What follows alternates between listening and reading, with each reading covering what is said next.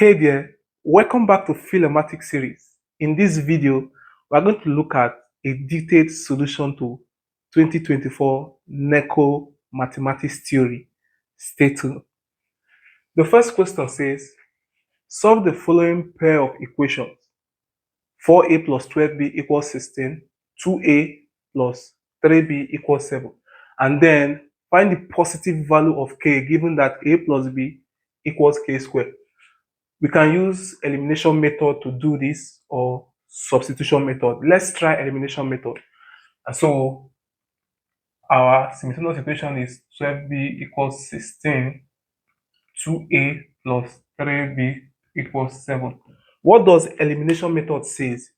It simply says eliminate one variable to look for the other and then substitute the variable you got to find the other. Now, it's easier to eliminate a, and for us to do that, we can multiply the second equation by 2 and leave the first one the same. And so if we do that, our first equation is 4a plus 12b equals 16. Second, all through by 2, 4a plus 6b equals 14. So at this point, we subtract 4a minus 4a is 0, 12b minus 6b is 6b, 16 minus 14 is 2. And from this, we can get what b is by dividing both sides by 6. So if I divide this by 6, divide this by 6, I'll get that b, 2 here is 1, 2 here is 3, b is 1 over 3. So the next thing we want to do is to look for a. And for us to do that, we can substitute 1 over 3 for b in this equation, equation 1. So put 1 over 3 for b in equation 1. So if this is equation 1, this is equation 2. And so if we do that, we'll have 4a plus 12, 1 over 3 equals 16. 4a plus 3 can go into 12 4 times equals 16. Subtract 4 from both sides. I have 4a equals 16 minus 4. 4a gives 12. And so I can divide both sides by 4 to get that a is simply 3. Now, we are now asked to look for the positive value of k such that a plus b equals k squared. So a plus b equals k squared. We have gotten a as 3. So 3 and b as 1 over 3 equals k squared. If we sum this, the LCM is 3. 1 into 3 is 3. 3 times 3 is 9. 3 into 3 is 1. 1 times 1 is 1. Half k squared. So this is 10 over 3 equals k squared. We take the square root of both sides, and square root of both sides. Because we are taking square root, this will be plus or minus. And we are asked to look for only the positive value of k. So the positive value of k will simply be square root of 10 over 3. Question 2 says, the fourth and seventh terms of a geometric progression are 8 and 64 over 27 respectively. Find the common ratio and the first term. So you want to recall the formula for geometric progression. Geometric progression is a sequence of numbers that increases or decreases by common ratio, by multiplication or division. So the nth term of a GP is simply a arrow n minus 1, where a is the first term and arrow is the common ratio we are looking for. And we are told that the fourth term, which is n, is 8. So fourth term simply means A arrow, since we're not given 4 minus 1, we are told that it is 8. So the seventh term is simply A arrow 7 minus 1, and we are told it is 64 over 27.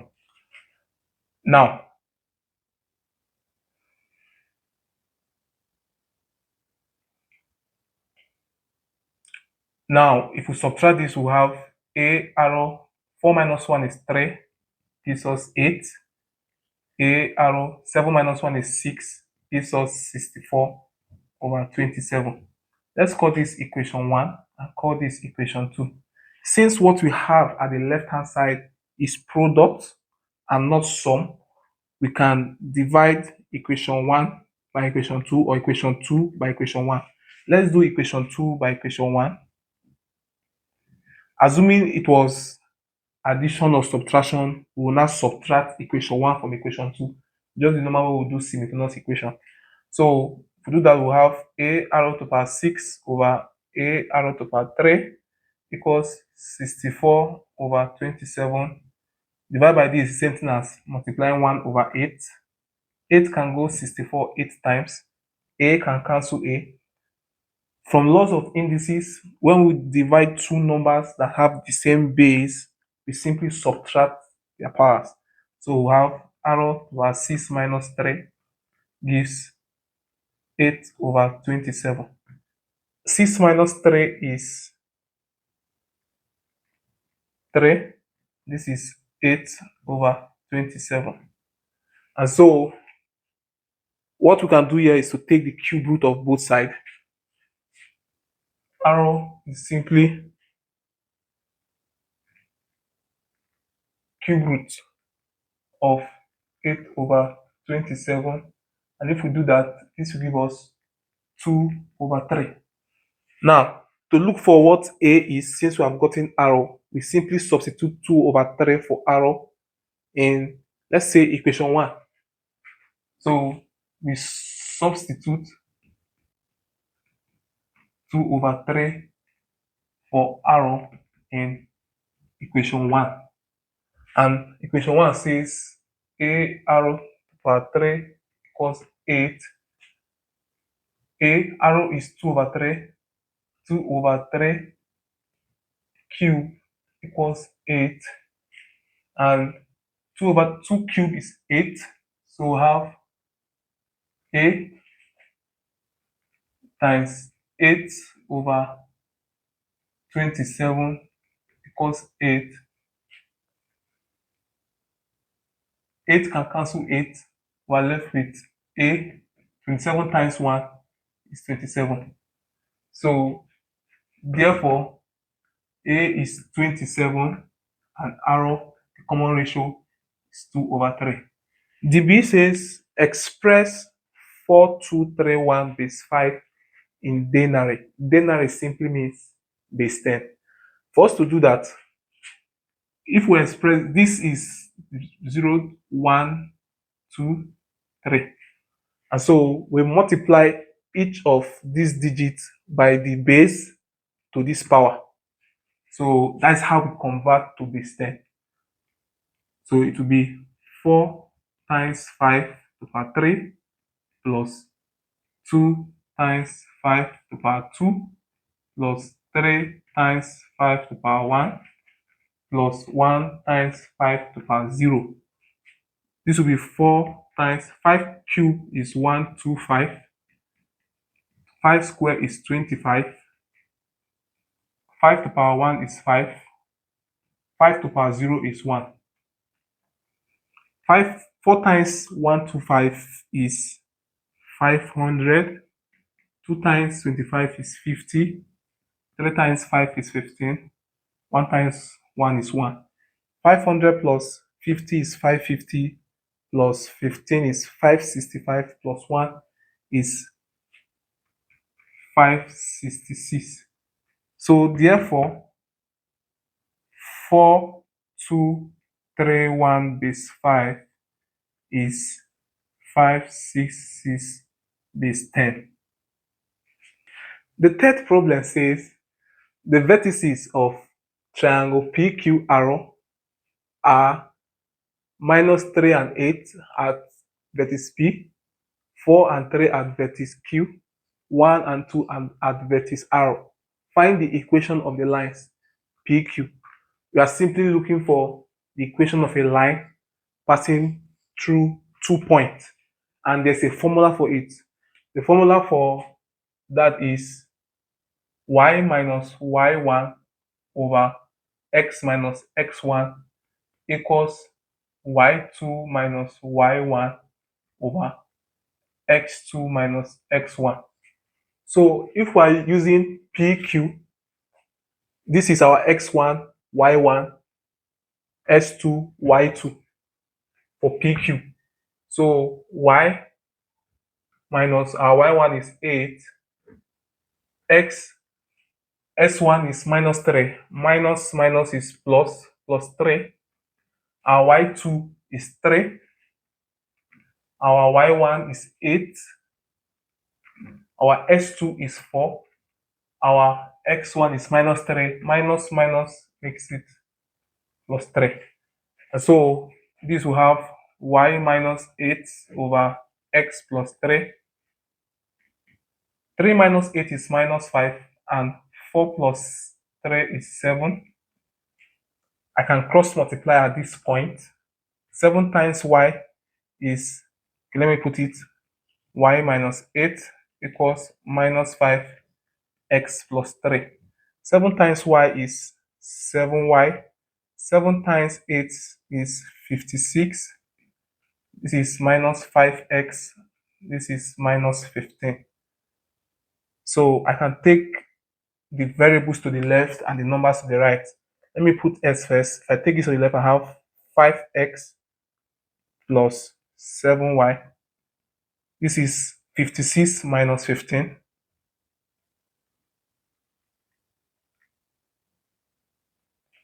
5x plus 7y. 56 minus 15 is simply 41. So this is the equation of the line passing through the point PQ. Let's look at QR. We use the same formula too. Y minus y1 over x minus x1 equals y2 minus y1 over x2 minus x1. So for QR, this will be my x1, y1, x2, y2. So if we substitute, we have y minus 3 over x minus 4 equals 2 minus 3 and 1 minus 4. So we have y minus 3, x minus 4. 2 minus 3 is minus 1. 1 minus 4 is minus 3. This minus can go away with this minus. And 3 can multiply this to have 3y into y minus 3. And 1 can multiply x minus 4. Open the bracket to have 3y minus 9, x minus 4. So like we did before, I can take 3y to the right hand side. So I will just have x minus 3y. And if I take this to this, I will have 4 minus 9. 4 minus 9. So that at the end of the day, I have x minus 3y equals minus 5. This is the equation of the line passing through the point QR. The next problem B says the interior angles of a hexagon are x plus 5 degrees, 2x plus 4 degrees, x plus 10 degrees, 2x plus 2 degrees, 3x plus 2 degrees, and x plus 15 degrees. Find the value of x. What we are dealing with here is polygon. And in polygon simply means a plane shape bounded by straight lines. And hexagon is simply a plane shape that is bounded by 6 straight lines. So hexagon is a 6-sided polygon. And for a 6-sided polygon,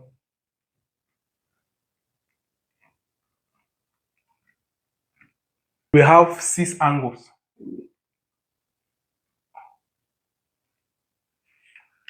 The formula for looking for the sum of this interior angle of a polygon is simply the sum of interior angle is n minus 2 times 180, where n is the number of sides. Like I said, hexagon has 6 sides.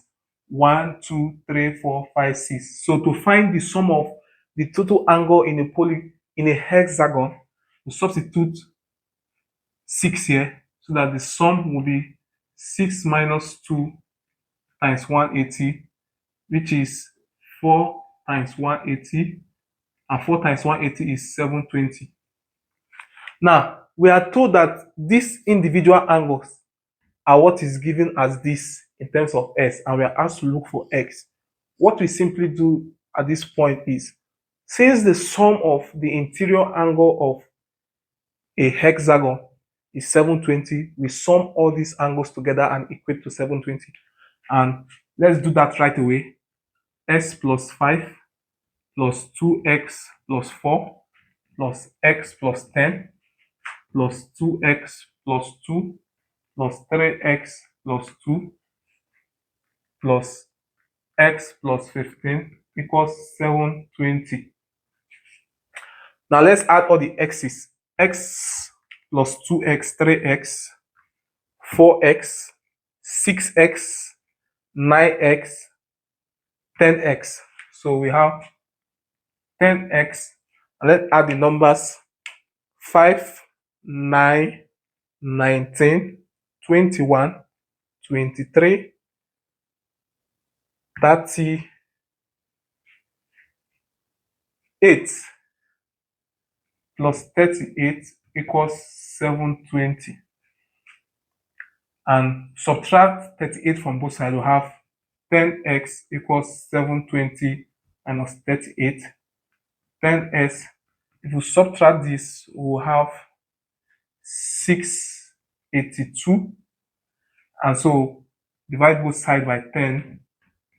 Our x is simply 68.2 degrees.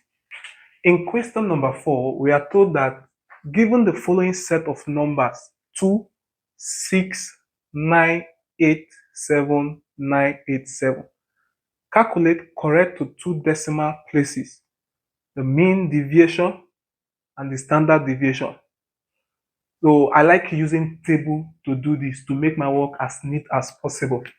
So let's write the data first. X, some repeated more than once, like 7, 8, and 9. So capture the frequency. We need to find the mean using fx. And to look for the mean deviation, we look at how the data deviate from the mean and take the absolute value of it. So next we look at f of x minus x bar. To capture the standard deviation, we look at x minus x bar all square, and then f s minus s bar all square. So the next thing we want to do is to fill in these boxes appropriately. So let's take down the data. We have 2, we have 6, we have 7, we have 8, and we have 9. 2 appears 1 times, 6 once, 7 twice, 8 twice, 9 twice. So the sum of the frequency is 1 plus 1, 2, 4, 6, 8. So summation of f is 8. So we need fs. 2 times 1, 2, 6 times 1, 6, 7 times 2, 14, 8 times 2, 16, 9 times 2, 18. And so if we sum this, we'll get 2 plus 6, 8, 8 plus 14, 22, 22 plus 18, 40, 40 plus 16, 56. So with this, we can find our mean. S bar simply summation of fx over summation of f. And this gives us summation of fs is 56, summation of f is 8, and 8 into this is 7. Now, we now look for the deviation. X minus 7. 2 minus 7 is minus 5. 6 minus 7 is minus 1. 7 minus 7 is 0. 8 minus 7 is 1. 9 minus 7 is 2. Take the absolute value. The absolute value takes care of this minus to have 5, 1, 0, 1, 2. So we'll multiply the frequency by this. 1 times 5 is 5. 1 times 1 is 1. 2 times 0 is 0. 2 times 1 is 2. 2 times 2 is 4. So to get the mean deviation, let's settle that right away. 5 plus 1 is 6. 6 plus 1 is 7. 7 plus 2 is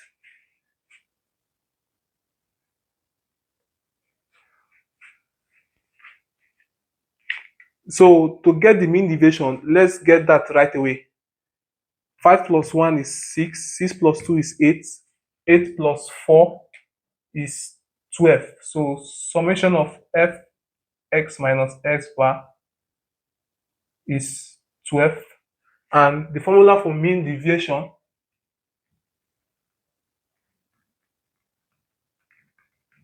is simply summation of fx minus x bar in absolute value over summation of f.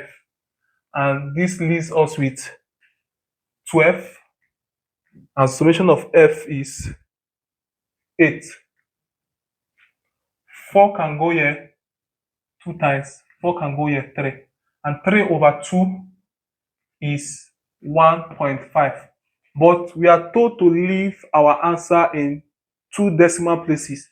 This is just 1 decimal place, and 2 decimal places we simply add 0, because 2 decimal places mean after point 2 digits. So approximately 1.50 to 2 decimal place. Now, the next thing we look for is the standard deviation.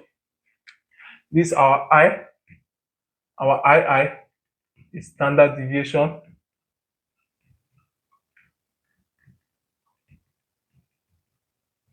The formula for it says summation of f x minus x bar all square over summation of f all in square root. Now, x minus x bar all square. So if we square this, this is 25. This is 1.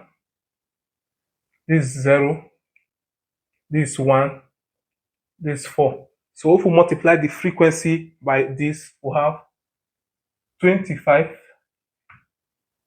1, 2 times 0 is 0, 2 times 1 is 2, 2 times 4 is 8. And so summation of f of x minus x bar all square, this is 10, this is 35, this is 36, is 36. So we substitute this into this. We have square root of this is 36 over 8. 4 can go into this as this is 9, this is 2, so this is square root of 4.5, this is 2.1213 approximately, to 2 decimal places is 2.12 to 2 decimal place. For our fifth problem, it says if y is 3x cubed plus 2x squared plus 1 multiplying 3x squared plus 4, find the y dx. Just to refresh our memory, if we have y to be x to the power n, The y, the x is simply this power multiplying this base n times x and subtracting 1 from the power n minus 1. This is what we will do while doing this. And since we have a product here, recall from product rule, we have u, v. Recall from product rule,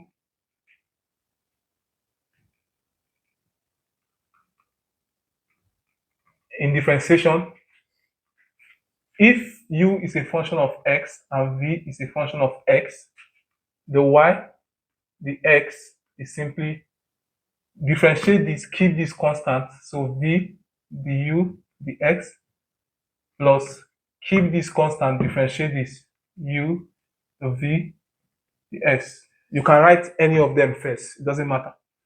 So let's do that right away. Our dy, the x will be v, this is our v, this is our u, this is our v. So we have 3s squared plus 4. Differentiate this using what I just said here. So this will be 3 times 3, 9x, subtract 1 here, 2, plus 2 times 2, 4, subtract 1 here, this is 1. For differentiate a constant is 0. So we don't need to write it. Then the next one, write u and differentiate this, plus 3s cubed plus 2s squared plus 1. To differentiate this using the same rule, 2 times 3 is 6. Subtract 1 from the power, simply 1. So we just expand this. 3s squared times 9s squared. 3 times 9 is 27. And x squared times s squared is s to the power 4. 3s squared times 4x is 12s cubed. 4 times 9s squared is 36x squared. 4 times 4s is 16x. 3s cubed times 6s is 18x to the power 4. 2s squared times 6s is 12s cubed, and 1 times 6s is plus 6x. So we collect like terms. This with this cube with this with this.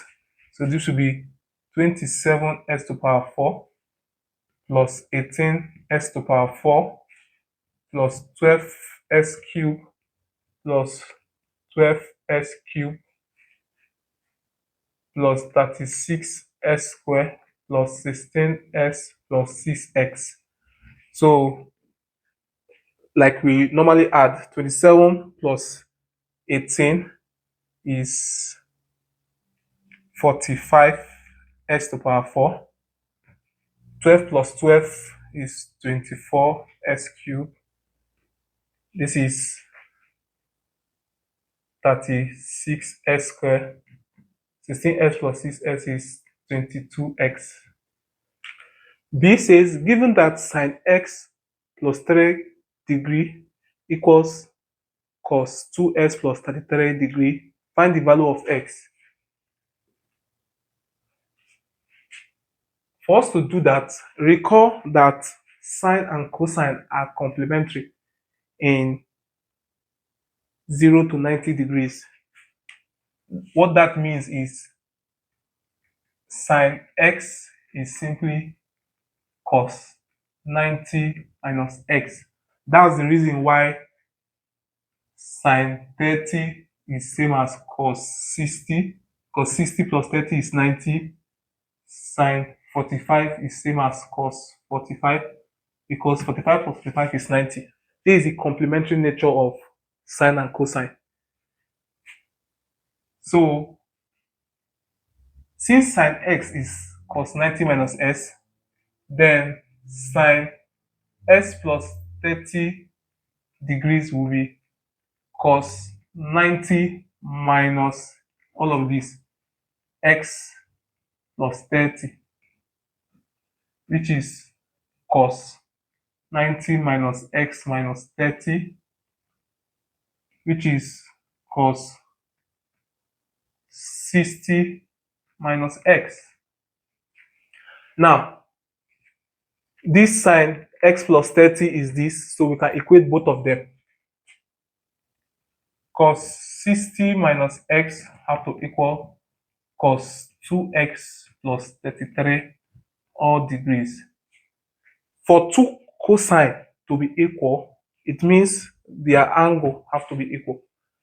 That is 60 minus x must equal 2x plus 33.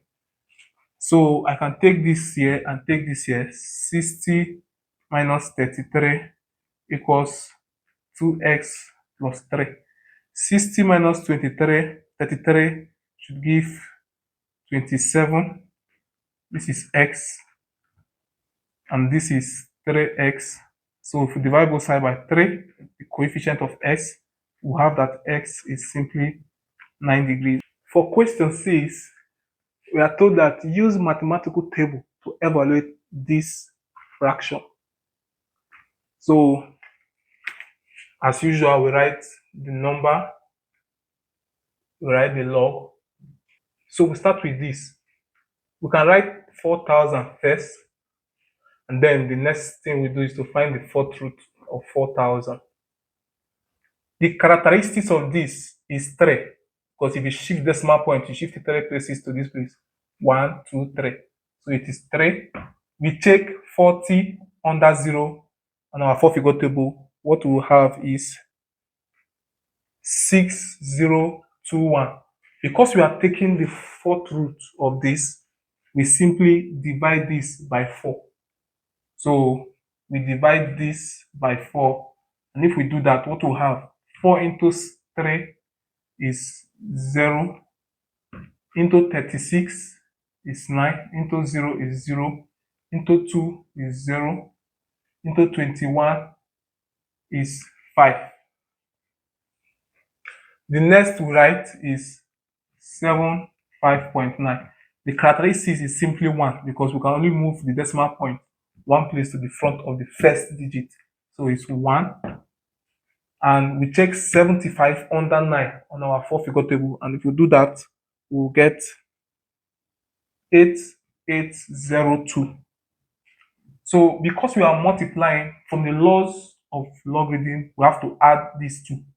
So we have to add 5 plus 2 is 7, 0 plus 0, 8, 9 plus 8 is 17, write down 7, carry 1, 1 plus 1 is 2. So what I can do is I can put this here, 2.7807 for my final evaluation.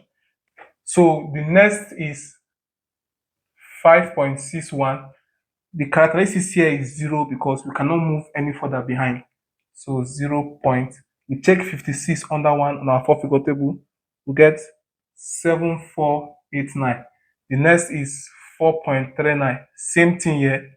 Characteristics is 1, 0. We cannot move any further. 0 point. We check 43 under 9 on our four-figure table. We'll get 6425. So because we are multiplying here, we add both of them. 9 plus 5 is 14. Add 1 here. 9 plus 2 is 11. Add 1 here. 5 plus 4 is 9. 7 plus 6 is 13. Add 1 here. This is 1. So we bring this further. 1.3914. Because we are dividing the numerator and denominator, we have to subtract these two. 7 minus 4 is 3. 0 minus 1, you cannot. Borrow 1 here. 10 minus 1 is 9. This is 7. 7 minus 9, you cannot. Borrow 1 here.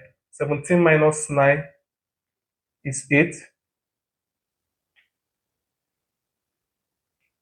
We are left with 6 here. 6 minus 3 is 3. 2 minus 1 is 1. So we look for 1.3893. The antilog of this, we look for 0.38 under 9. difference 3. On our 4, on our anti-log table, if we check that, what we'll have is 2451. If you check 0.38 under 9 difference 3, you have 2451. Now we have to place the point using these characteristics. Since the characteristics here is 1, we add 1 to make it 2. We count 1, 2, then we'll put our point. Therefore, the final answer is 24.51. You can always be sure if you are correct by, if you press this on your calculator, you should have approximately this. Second question says express 4553 base 6 in base 3. For us to do this, we have to first of all take it to our normal base, which is denary, base 10. And from base 10, we veer back to base 3 we are looking for. So first, express 4553 base 6 to base 10. And how we do that? You write 4553. You can put 0, 1, 2, 3. So you multiply 4 by the base to this power. So 4 times 6 to the power 3 plus 5 times 6 to the power 2 plus 5 times 6 to the power 1 plus 3 times 6 to the power 0. So this is 4 times 6 to the power 3 is 216. 5 times 6 to the power 2 is 36. 6 to the power 1 is 6. 6 to the power 0 is 1. 4 times 216 is 4 times 200 is 800. 4 times 16, this is 864. 5 times 36, 5 times 30 is 150. 5 times 6 is 30. So this is 180. 5 times 6 is 30. 3 times 1 is 3. 864 plus 210 is 1074 plus 3. This is 1077. And so this is base 10. So the next thing we want to do is to convert this to base 3. Then convert 1077 base 10 to base 3. And how we do that is to continuously do a long division by dividing this dividend by 3. So that at the end of the day, what you have left, the biggest number you should have is 2, since we are converting it to base 3. So 1077, 3 into 10 is 3, remainder 1, into 17 is 5, remainder 2, into 27 is 9. So we have remainder 0. 3 into 3 is 1, into 5 is 1, remainder 2, into 29 is 9, remainder 2. 3 into 11 is 3, remainder 2, into 29 is 9 because it's 27, remainder 2. 3 into 3 is 1, into 9 is 3, remainder 0. 3 into 13 is 4, remainder 1. 3 into 4 is 1, remainder 1. And 3 into 1 is 0, remainder 1. So at the end of the day, we read this upwards. We'll have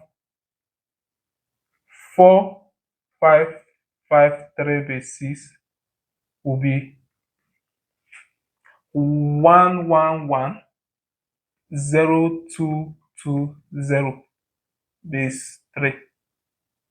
This is our answer. And how you know you are correct is you should not see any number bigger than 2 here. Question 7 says, solve the equation 19 over 12 minus 3 over 4x minus 4 equals 5 over 6. What we want to do here is to find what the LCM is and multiply through by the LCM. So the LCM is, what do you think is the smallest factor that this, and this can divide? 6 can go into 12 and 4 can go into 12. And so the smallest factor will be 12 into x minus 4. So we'll multiply through by this LCM. Multiply through by the LCM. So that will be 12x minus 4 times 19 over 12 minus 12x minus 4 times 3 over 4x minus 4 equals 12x minus 4 times 5 over 6. Next thing we'll do is to cancel. 12 can cancel 12, 4 can cancel 12 3 times, 6 can cancel 12 2 times. And then let's put what is remaining. We have x minus 4 times 19, which is 19, minus 3 times 3 is 9, 9x minus 4. Okay, x minus 4 can go into x minus 4. So this is gone.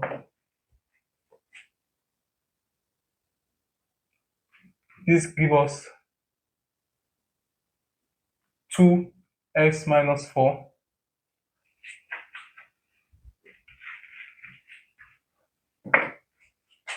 this gives us 2 times 5 is 10, x minus 4.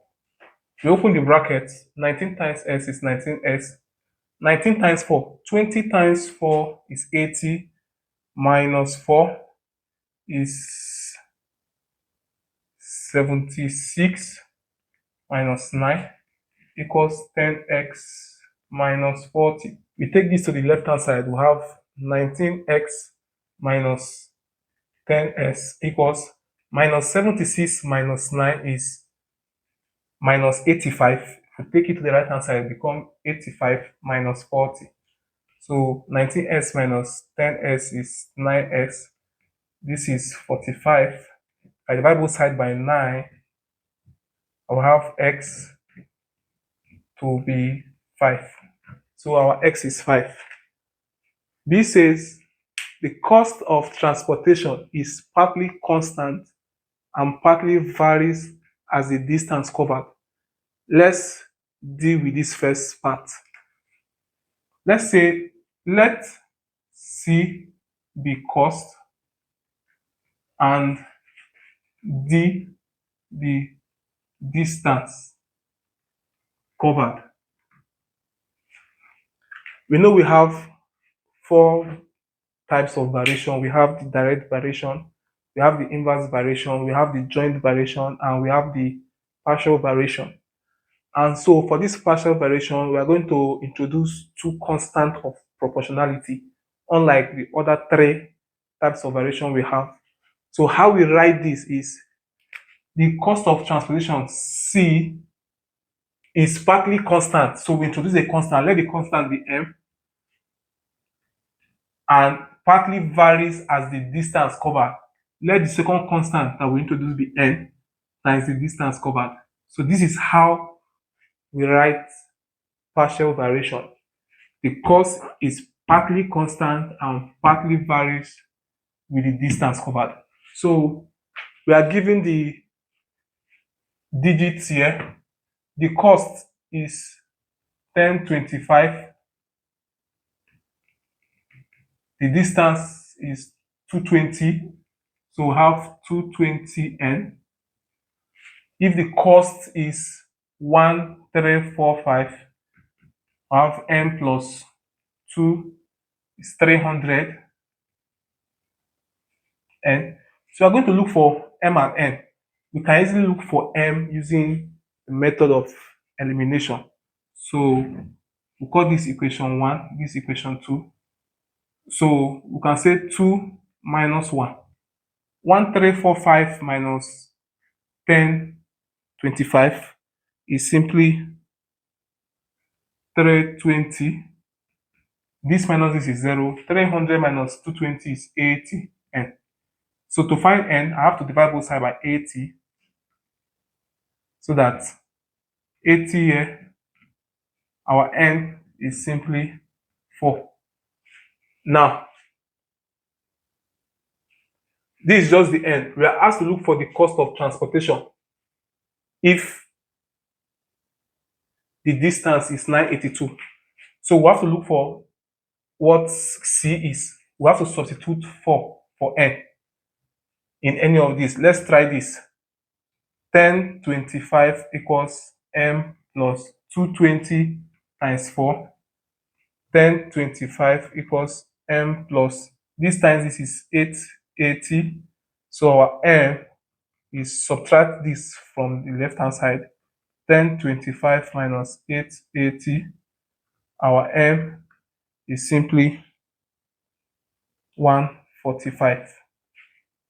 Now, to find the cost of transportation if the distance between Lagos and Kaduna is 982, we simply substitute the m and n we have gotten here, so that c will now be 145 plus 4d.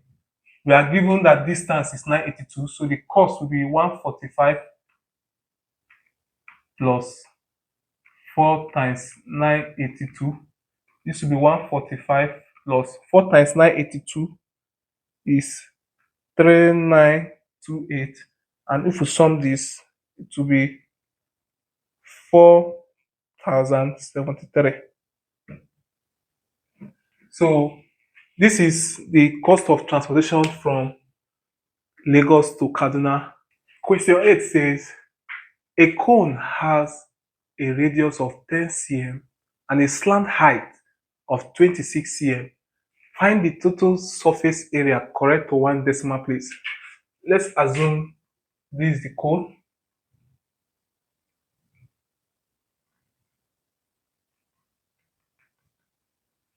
We are not given the height. We are told that the slant height is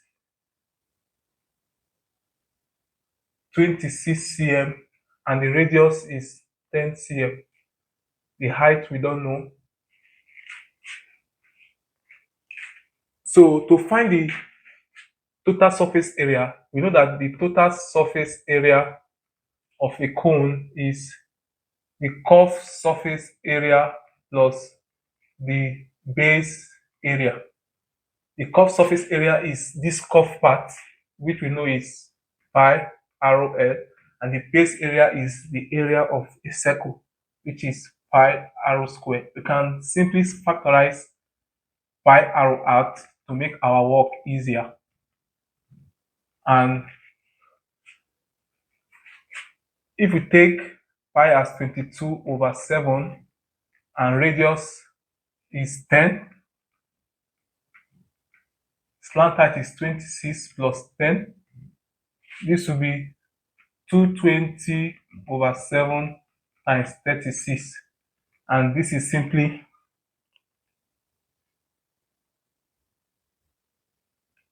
1136.428, and to one decimal place means after point the first digit. Since this is not up to 5, we round down to 0 and there's nothing we can add here, so it is 1136.4 centimeter square to one decimal place. The second problem says find the volume of the cone correct to 2 decimal places. Now, for us to find the volume of the cone, we'll make use of the height. How do we get the height? We can use Pythagoras theorem. Recall, from Pythagoras theorem, h squared can be gotten by 26 squared minus 10 squared, and 26 squared is 6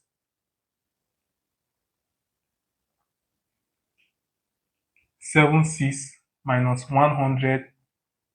This is 576. So that our h will be square root of 576. We cannot have negative height, so and square root of 576 is 24 cm.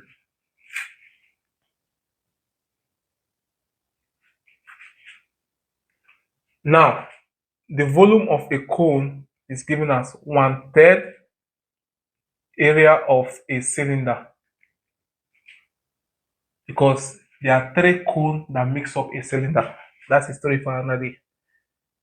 So 1/3 times 22/7. Radius is 10 square times height 24. 3 can go 24 8 times. So we have 22 times 100 is 22,000 times 8 all over 7. If we divide this, we'll have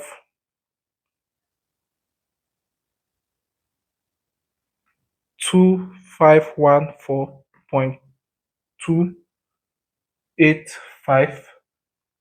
We're asked to approximate to 2 decimal places. 2 decimal places means after point the first 2 digits. Since the next is 5 and above, we round up to 1 and add it here. We have 2514.29 centimeter cube. Next, we have to look for the angle of the sector that form the cone correct to the nearest degree. Recall that if this is the sector that form this cone,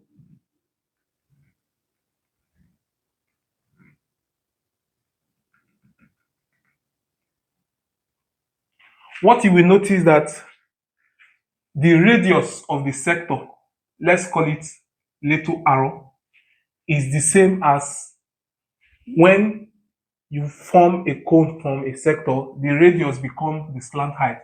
So the slant height is same as the radius of the cone. And let's call the radius of the cone itself as capital R. The relationship between the area, the sector, and the cone is that, first off, the area of the sector have to be equal to the curved surface area of the cone. So that's the relationship by which you will get the angle from. So what's area of a sector? Like I said, area of sector have to equal curved surface area of cone. Area of sector is pi theta over 360 times pi r square have to equal pi r l. Now, this r square is same as the slant height. So I can change this L to little r so that this can cancel one of these, pi and cancel pi, and we're left with theta over 360 r equals to r. To find theta, theta simply is multiply 360 times r over little r. So 360 times capital R, which is the radius of the cone, which is 10, and the big arrow, the small arrow is the slant height, which is 26. If we divide this, we'll have 138.46 degree. So the nearest degree is the digit before the point.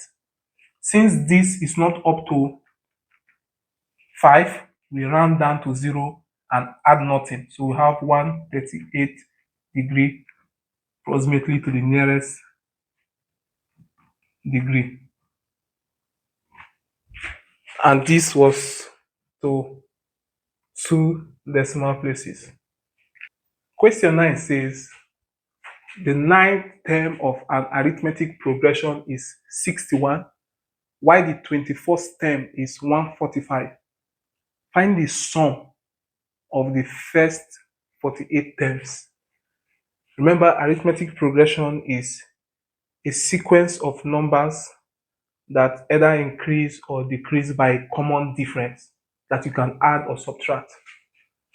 So recall that the nth term of an arithmetic progression is a plus n minus 1d, where a is the first term, n is the number of terms, and d is the common difference.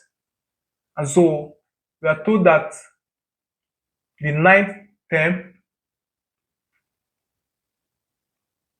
a plus ninth term is 9 minus 1, and the common difference we're not given. The ninth term is 61, which implies that a plus 8d equals 61, and the 21st term, which means a plus 21 minus 1 is 145, which implies a plus 20d equals 145. We can use the method of elimination in simultaneous equation to find what d is by eliminating a. So if we subtract, let's call this equation 1 and equation 2. If we say 2 minus 1, a minus a is 1, 20 minus 8d is 12d, 145 minus 6 is this 61. 145 minus 61 is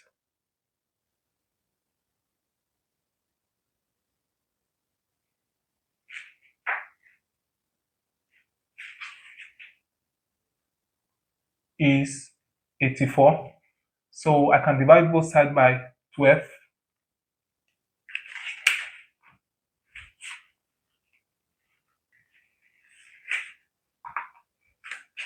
Is 84. So I can divide both sides by 12 to get my d as 7.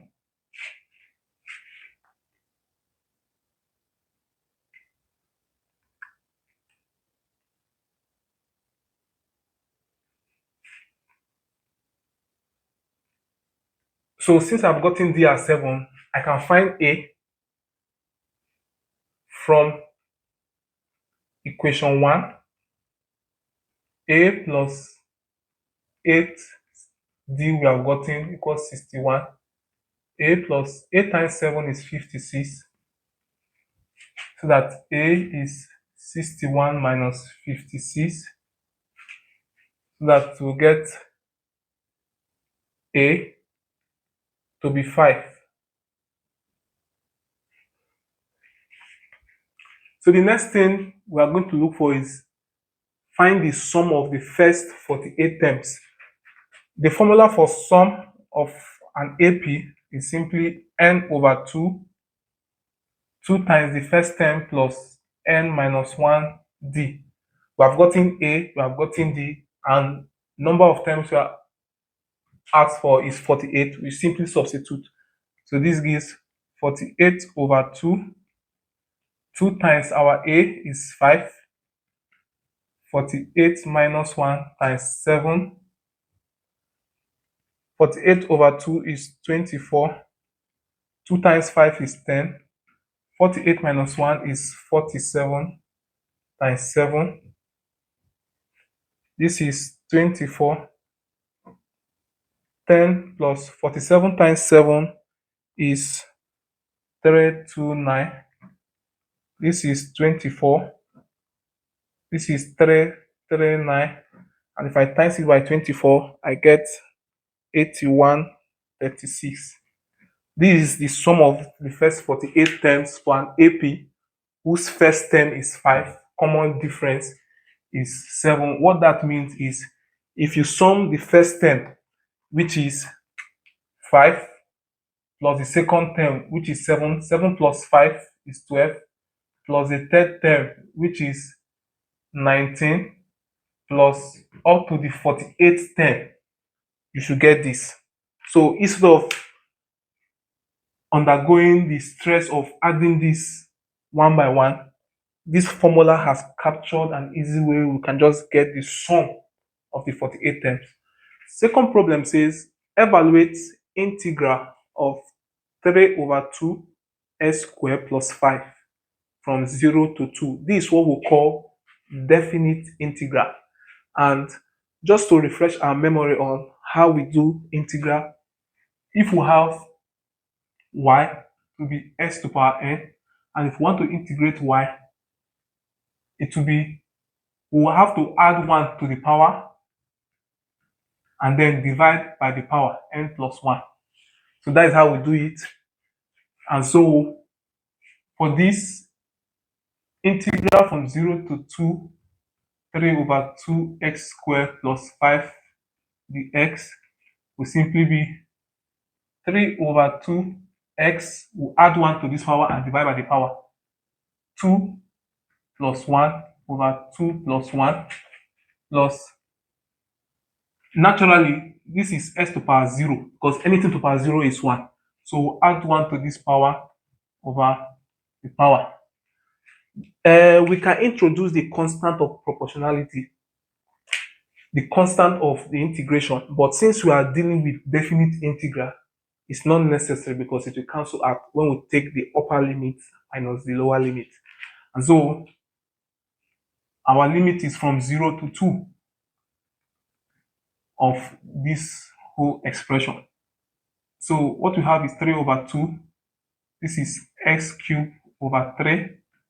This is 5x over 1. 3 can cancel this. We're left with s cubed over 2 plus 5x. Now our limit. So our limit is 0 to 2. So we have to do upper limit minus lower limit. We substitute 2 into for x minus we substitute 0. So it will be 2 cubed over 2 plus 5 times 2 minus 0 cubed over 2 plus 5 times 0. This will give us 2 to the power 3 is 8. 8 over 2 plus 10. This is 0 plus 0. This is 0. 8 over 2 is 4 plus 10. 4 plus 10 is 14. So the integral of this quadratic equation or expression is simply 14. For question 10, we are told to copy and complete this table for y equals s squared plus x minus 12. Then from this table, use a scale of 2 cm to 1 unit on x-axis, 2 cm to 5 unit on y-axis, and draw the graph for x in this range. Use the same axis, draw the graph of y equals 2s plus 1. From your graph, determine the roots of the equation, and then find the minimum value of y from the quadratic graph. So the first thing we want to do is to complete the table. One can easily fill up the gap by substituting minus 3 for x and then find what y is and substitute. Do the same for minus 2, do the same for minus 1. Of course, you don't have to do this because you're already given. But to make your work more neat and precise, you can choose to put individual terms and then sum it up. Let's do it. So if we fill up this table, let's write x here, x squared here, minus 12, and then our y. Our x is already given, minus 4, minus 3, minus 2, minus 1, 0, 1, 2, 3, 4. S squared, we just take the square of this. This is 16, 9, 4, 1, 0, 1, 4, 9, 16. Minus 12 is a constant, so we repeat it across. Minus 12, minus 12, minus 12, minus 12, minus 12, minus 12, minus 12, minus 12, minus 12. Why? Let's write the ones we are given already. So save time. 0, 8. To find this, we simply add this line all together. So 9 minus 3 is 6. 6 minus 12 is minus 6. 4 minus 2 is 2. 2 minus 12 is minus 10. 1 minus 1 is 0. So I have a minus 12. 1 plus 1, 2. 2 minus 12, minus 10. 2 plus 4, 6. 6 minus 12 is minus 6. So these are the values of y. So the next we want to do is to use the scale of 2 cm to 1 unit on the x-axis and 2 cm to 5 units on y-axis to draw this graph with this interval. For us to plot the graph using this scale, 2 cm to 1 unit, 2 cm to 1 unit simply means, in your graph, you have, depending on the graph you are using, sometimes there are 5 boxes packed together, sometimes there are 10. So if we have 2 cm to 1 unit, 2 cm simply means 10 boxes. And to 1 unit means each of the box will be 1 unit, over the 10 boxes. So each of the box will be 0.1. For 2 cm to 5 units, 2 cm we have 10 boxes. So each of the boxes will be 5 over 10, which is 1 over 2, which is 0.5. So you could wonder, why is this my x axis not at the middle? It's just logic, because on my y axis I have more negative values than positive. So my negative values for the y axis are here, so my positive values are here. So I just want to orient it so that I will not have a reason to have to clean and adjust. So since we are using 2 cm to 1 unit on the x-axis, let's call this, just pardon my board because I'm not using a graph. This is 1, 2, 3, 4, and so on. 5. This is our x-axis. This is our y-axis. This minus 1, minus 2, minus 3, minus 4, minus 5. So for the y-axis, 2 cm to 5 units. This is 2 cm.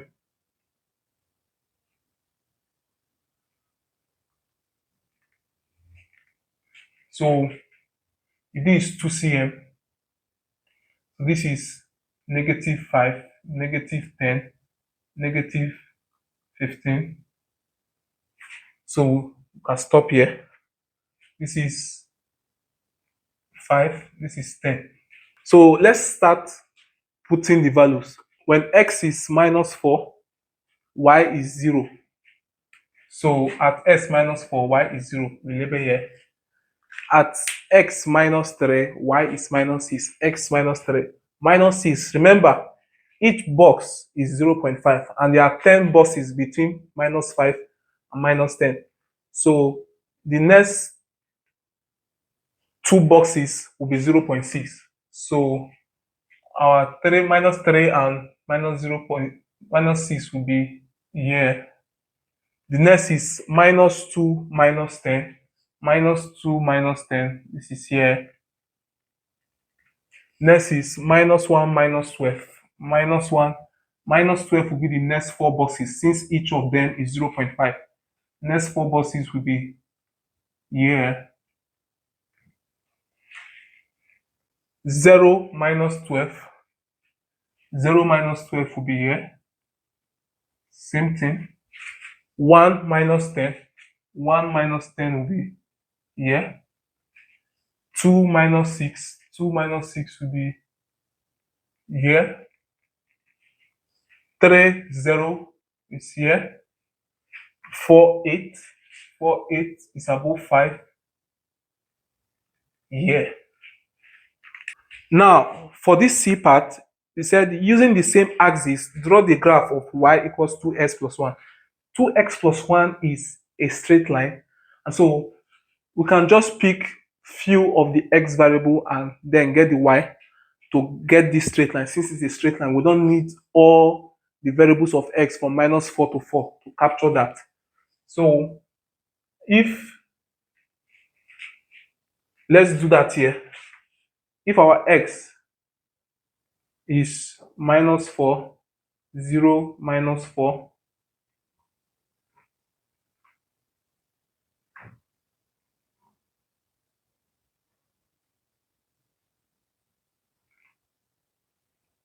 our y, since we are using y equals to 2x plus 1. If x is -4, 2 times -4 is -8 plus 1 is -7. 0 plus 1 is 1. And same thing, this is 4. 8 plus 1 is 9. If x is -4, y is -7. So y is -7. Where is -7? -7 will be around here. If x is 0, remember this is 0, y is 1. So this is 1 here. If x is 4, y is 9. X 4, y 9. 9 should be around here, close to 10. So now we have to join both of them.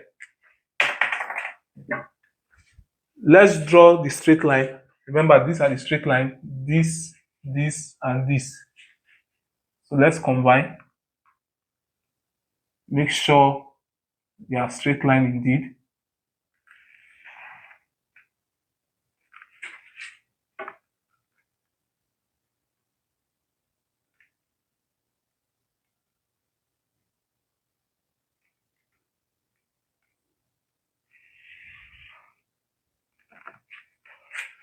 So this is our straight line.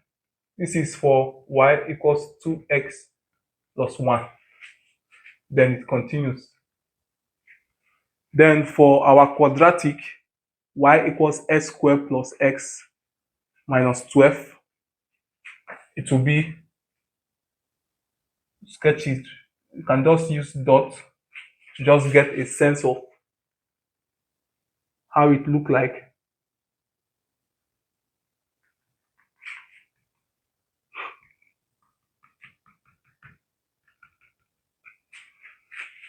And then with that, you can just join smoothly.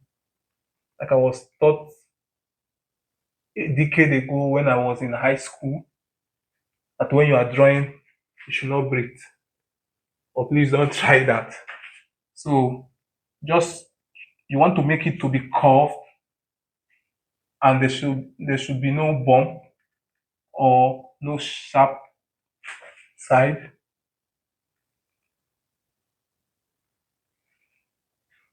So this is our quadratic.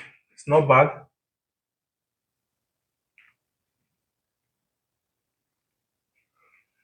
So this is our y equals x squared plus x minus 12. Now the next thing is, from your graph, determine the roots of the equation x squared minus x minus 13 equals 0. You wonder, but this was not the quadratic equation that we just graphed. Calm down. What you will notice is you can easily get this from this. So if you write x squared minus x minus 13, how do you get this from this? So because you have already constructed this, you don't need to construct this to get the root of this. So if you notice, we already have x squared. That is good. Whatever we'll do to our left, we'll do to our right. So we have minus x here, we have x here. How do I get s here? I know that if I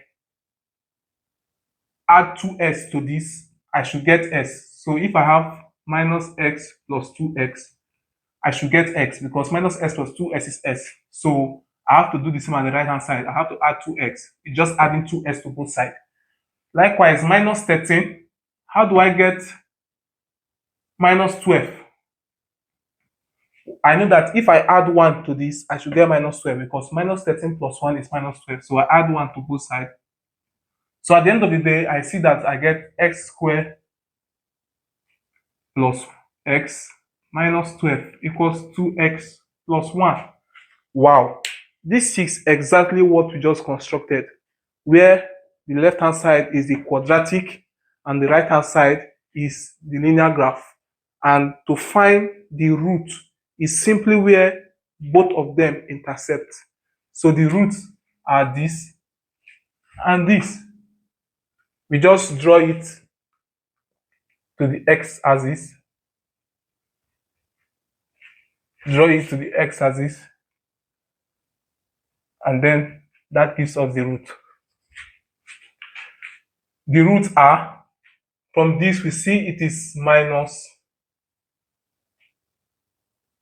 x will be minus 3.1 and 4.1. So these are the root of this equation.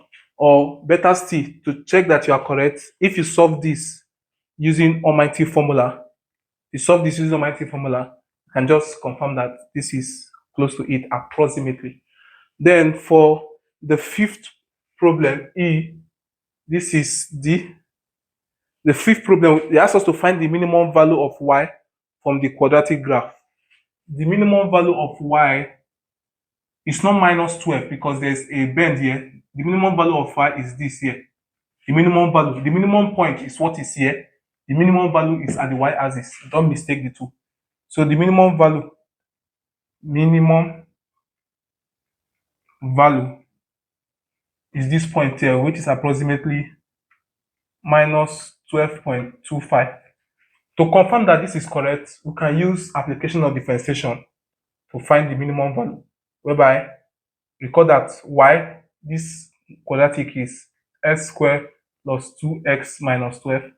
Take the y, the x, which is 2x, this is x, plus 1 equals 0, so that x is minus 1 over 2. Substitute minus 1 over 2 for x inside this, you will get y to be minus 1 over 2 square minus 1 over 2 minus 12. This is 1 over 4 minus 1 over 2 minus 12. 1 over 4 minus 1 over 2 is minus 1 over 4 minus 12. This is simply minus 12.25. So this is the final answer to this problem. For this question, we are asked to construct a quadrilateral ABCD such that AB is 6 cm, DB is 7.5 cm, DAB is 60 degree, angle DC is 7 cm, and line AD is parallel to line BC. B. Construct a second circle to touch the points ABC, and then C. Calculate the circumference of the circle correct to the nearest whole numbers. So in doing things like this, you want to start with a sketch to have a view of what you have constructed look like. So what I usually advise is you want to put your angles at the base. Since the angle is at A, you want to make sure that your A is at this point or at this point. So we are doing sketch now. So if this is my AB, so I want my angle to be here. So that means my 60 degree is here. This is my A. And so because we are constructing a quadrilateral, since here is AB, we are told that AB is 6 cm. We are told that AD is parallel to BC. AD is parallel to DC. For us to get this parallel angle, we have to construct another 60 here so that they will look parallel. The here is also 60 degrees. So we are told that DB is 7.5, DV is 7.5. We'll put our pair of compass here and construct 7.5 and join. DC, this where C is, DC is 7 cm. We put our pair of compass here and draw 7 cm and sketch to likely be ahead of this. And so this is how what we are sketching look like. And then we are asked to look for, construct a circumcircle that touch through the points A, B, C. It means the circumcircle, for it to pass through these 3 points, it have to bisect this. You have to bisect this and bisect this. And so the point where they intersect, you put your pair of compass and draw a circle to make sure it passes here. The circle passes here. And so this is how your circle would look like. This is construct circumcircle to touch the points A, B, C. This is what they ask you in B. And C, calculate the circumference of the circle correct to the nearest whole number. We simply look for the length of the radius of this circle. The radius of this circle. To get the radius of this circle, we can use circumference equals 2 pi r and find the circumference. Now, let's start. So this is the sketch. So you want to use the sketch to do what you want to do. So start with the base.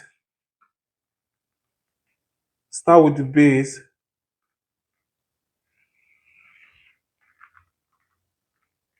You draw a straight line and then use a pair of divider or pair of compass. Measure 6 cm on your ruler.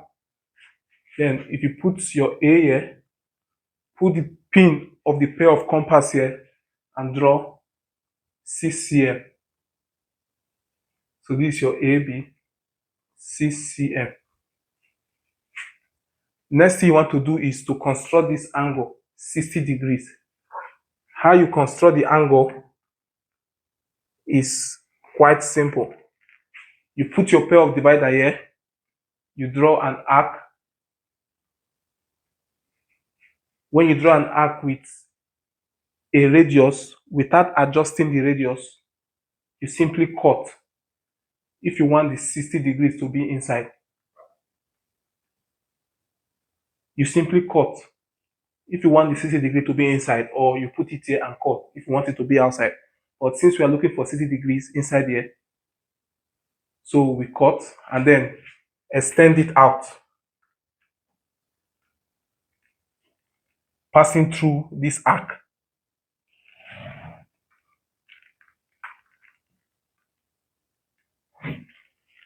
We are done with this. We are told that AD is parallel to BC. That means we're also going to construct angle 60 here so that these two will be parallel. We do the same thing. Put our pair of divider here, draw an arc. Without adjusting the arc, put the pin here, cut it. So your 60 will be at this point so that the two will be parallel. So you cut it. So you want the two to be as parallel as possible. So you extend.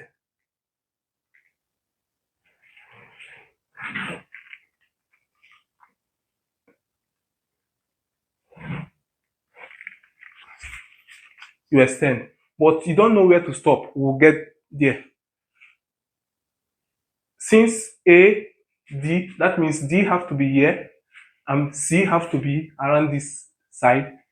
They are parallel. We are told that DB is 7.5 cm. So what you do, you put your pair of compass here, measure 7.5 cm on your ruler and put the pin here and cut. So this length have to be 7.5 cm. So this is our DB, 7.5 cm. Now DC is 7 cm. DC is 7 cm. And so how do we get the 7 cm? We put our pair of compass on our ruler, measure 7 cm. You put the pin at 0, you take it to 7 cm, and then put the pin here. Without adjusting that 7 cm, you cut, likely be here. And so after you cut it, you then join.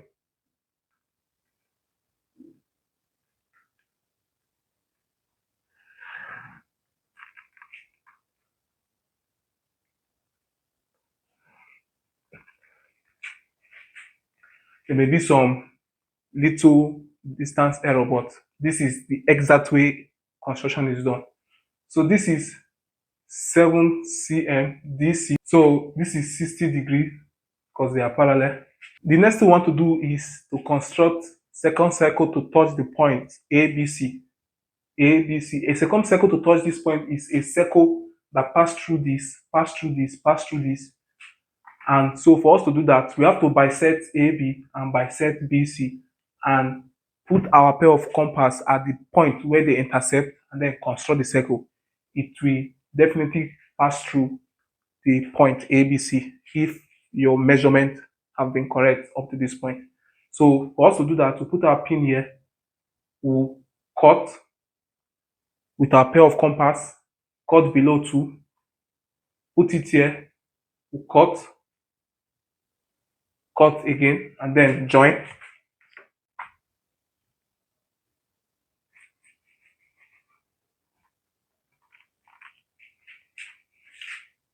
So you can extend it. Likewise, you bisect this,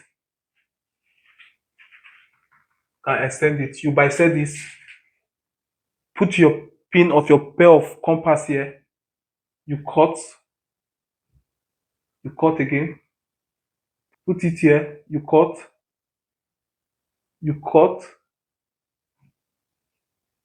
and then you pass it through.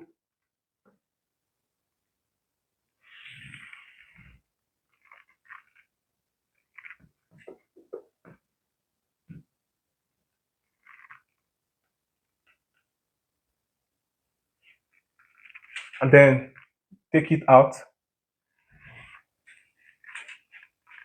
Take it out. So it is where both of them intercept. You draw your circle such that the circle will pass through this.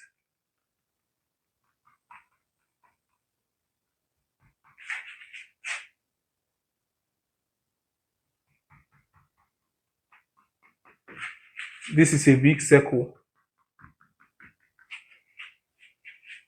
This is definitely a big circle. So your circle pass through this, then cut across.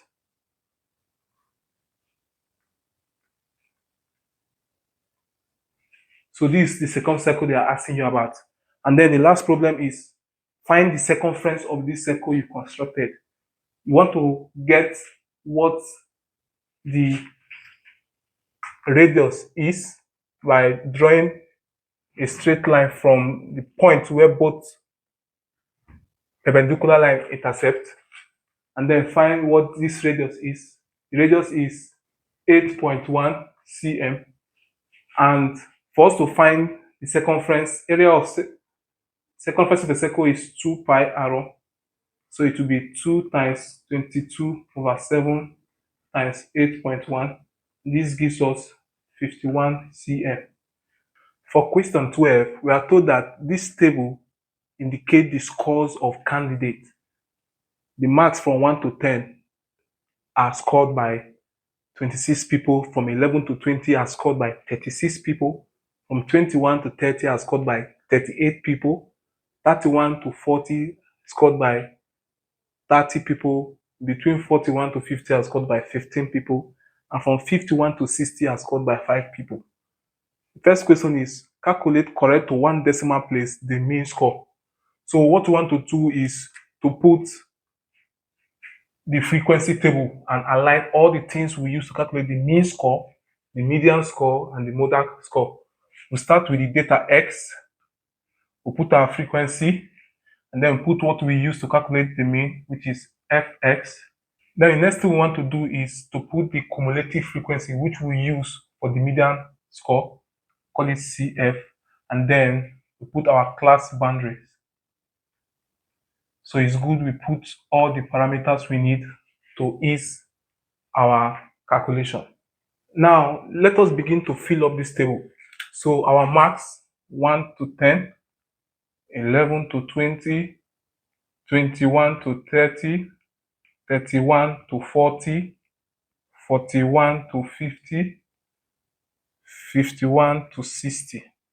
So the frequency for each of them, this is 26, 36, 38, 30, 15, 5. Our x will be the mean of this 1 plus 10 divided by 2, which is 5.5. 11 divided by 2 is 5.5. 20 plus 11, 31 divided by 2 is 15.5. 51 divided by 2, 25.5. 71 divided by 2, 35.5. Same way, 45.5, 55.5. Now, our f of s, we multiply this, we will get 143. We multiply this, we will get 558. We multiply this, we will get 969. 30 times 35.5 is 1065. 15 times 45.5 is 682.5. 5 times 55.5 is 277.5. So the next thing is our cumulative frequency. We add this cumulatively. We start by writing the first one, 26 plus 36 is 62. 62 plus 38 is 100. 100 plus 30 is 130. 130 plus 15 is 145. 145 plus 5 is 150. And so the class boundary is just subtract 0.5 from the lower class mark and add 0.5 to the upper class limit. So this will be 0.5 to 10.5. This 10.5 to 20.5. Continue the same way. This have to come here. 20.5 to 30.5. 30.5 to 40.5. 40.5 to 50.5. 50.5 to 60.5. Now, to find the mean score, we know the formula. Our summation of f, if we sum this up, we will get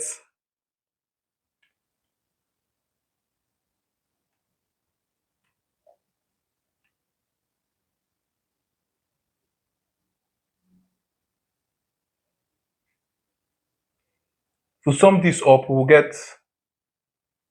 get 150, and if we sum this up, we will get 3695.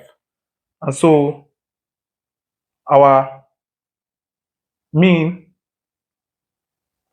is summation of f of x over summation of f, which is 3695 over 150. If we divide, we'll get 24.6 approximately to one decimal place, like we were asked to do. The second question says look for the median score. So recall the formula for finding the median score as the lower class boundary of the median class plus n over 2 which is what we use to get the median class, minus frequency before cumulative frequency before the median class times the class size, this over the frequency of the median class. I come again. This LO is the lower class boundary of the median class. N over 2 is the median class. F is the cumulative frequency before the median class. F is the frequency of the median class, and C is the class size. So let's get N over 2. N over 2, where N is the total number of frequency, 150. 150 over 2, which is 75. So we look for the 75th term along the cumulative frequency. So this is 26, this is 62. This is where the 75th term is. So this tells us where the median class is. So this is where our eyes should be on. So this is where we'll do most of the things we'll do. So we start to substitute. The lower class boundary of the median class is 20.5. So write 20.5 plus N over 2, which we have gotten as 75. Cumulative frequency before the median class is 62. The class size is 30.5 minus 20.5 is 10. And this over the frequency of the median class is 38. If we subtract this will be 20.5 plus 75 minus 62 is 13. And 13 times 10 is 130. Divided by 38. If we sum this up, we will get 23.9210. To one decimal place is approximately 23 point. The first digit after point, since it's not up to 5, we round down. So this is 9 to one decimal place. Now, for the modal score, we also record the formula for the modal score. The formula says our mode is the lower class boundary of the modal score plus delta 1, which is the difference between the frequency of the modal class minus the frequency before the modal class over delta 1 plus delta 2, multiplying the class size. Like I said, this is the lower class boundary of the modal score. This is the difference between the frequency of the modal score and the frequency before the modal score, while delta 2 is the difference between the frequency of the modal score and the frequency after the modal score. So the first thing you want to do is to find the modal class. Remember, when looking for mode, we look for the score with the highest frequency. If we check the frequency table, we see that the one that have the highest frequency is 38. So this still remain our modal class, where we'll zoom in to get the modal score. So what's the lower class boundary of the modal class is 20.5. 20.5 plus difference between the frequency of the modal class minus the one prior, 38 minus 36, over the frequency between the frequency of the modal class minus the one after is 38 minus 30, but we have to add it to the same delta 1, 38 minus 36, and then multiply this by the class size, this minus this, which is 10. If we simplify all this with calculator, what we'll get is 22.5 to one decimal place. Now, finally, we are asked to determine the cutoff mark if only 20 candidates are to be offered admission. What will be the cutoff mark? We have over 150 candidates, and they want to give 20 candidate admission. So, of course, the cutoff mark will be among the topmost score. So, we'll start from the highest score and do the cumulative frequency backwards. So, we'll start from how many students scored 51 to 60? Just 5 students. How many students scored 41 to 50? Just 15 students. So, we are doing cumulative frequency. So, we'll do cumulative frequency backwards, which will be 5 plus 15. Have we gotten to up to 20, which we are needing? Yes, this is 20. Assuming we did not get to 20, we could have added the next one. So since we have gotten to 20, so this is 20. So at this 20, what is the lower class limit of the score? It's just 41. So for the school to admit only 20 students, then the cutoff mark have to be this lower class limit. So cutoff mark equals 41. Thank you for watching. See you in my next video. Till meet again, keep enjoying math. Bye.